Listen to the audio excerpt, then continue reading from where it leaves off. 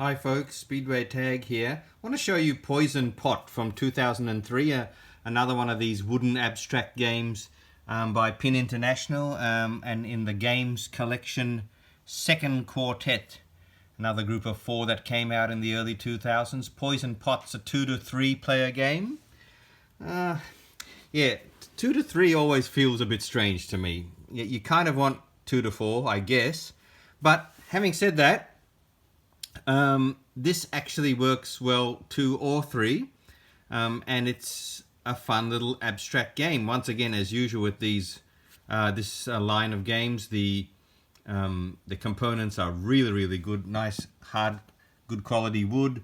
Each of the, well, first of all, you're a group of witches looking over the cauldron and putting ingredients into it, and you can see the artwork around the cauldron there.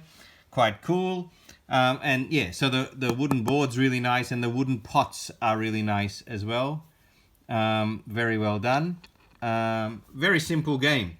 There is a poison pot, and it starts in the middle of the cauldron by itself, and every other pot is face down like that.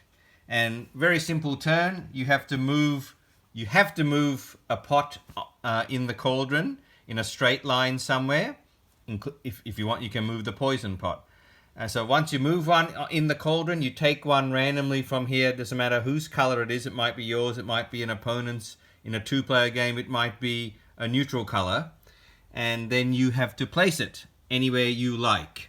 The object of the game is to have, once all the pots have been placed, whoever well, each of you has a color. Let's say I'm playing red and my opponent's playing blue. Yellow is neutral at the moment. So out of red and blue, whichever one of us has the largest group of touching colors in our own color will win.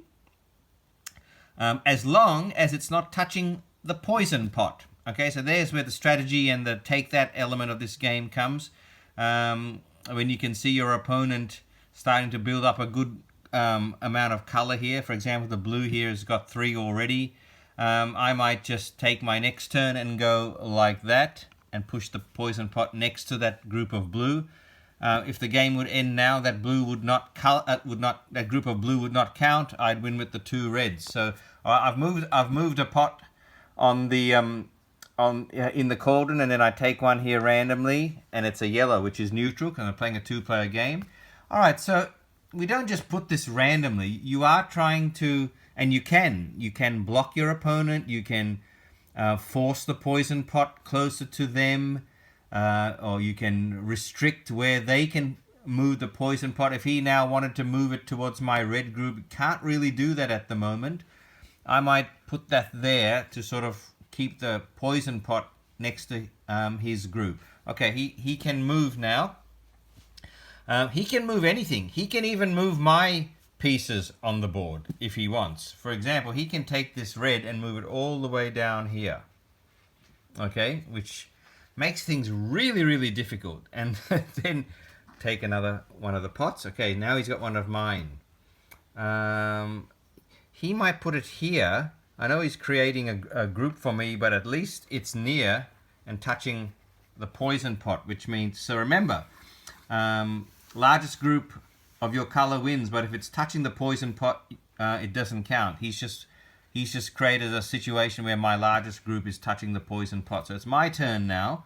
I might move this yellow out the way over here so that the poison pot has a little bit more freedom of movement. Pull this out. That's a blue. I'll put his blue. How about I put it right there?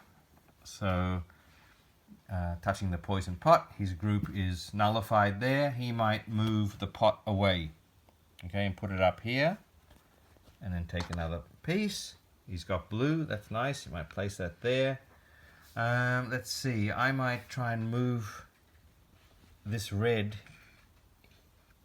Where was it? Here? Yeah, down here, and hopefully down here to eventually hook up with my other group, watching where that pot is going, that poison pot. I've drawn another red, so why don't I put that there? And you see how this goes. Okay, he's going to move that. Okay, you've got a choice here. The choices are really nice, I must admit, in this game. The fact that you can move any pot in the cauldron, even your opponent's, the neutral or the poison, makes it very, very strategic, very chess-like, and I like that sort of that conundrum you have. Do I move the poison pot, or do I move my opponent's? Do I break their group? Do I add to mine?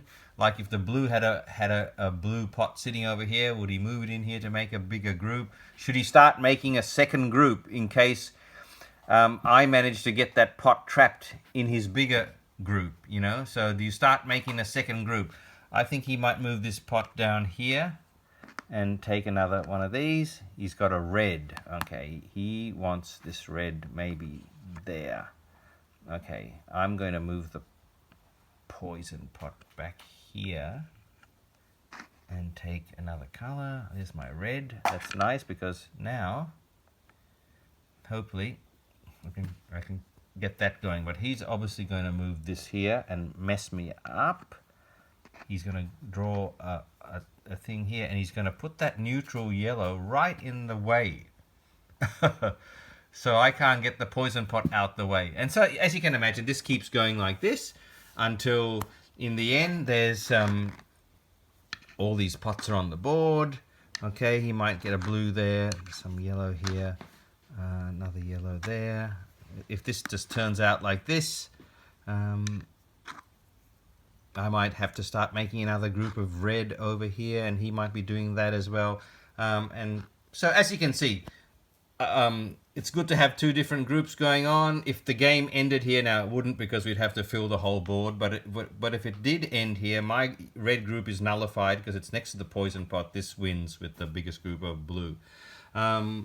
This is the kind of game that you will discover surprising strategies as you play more and more.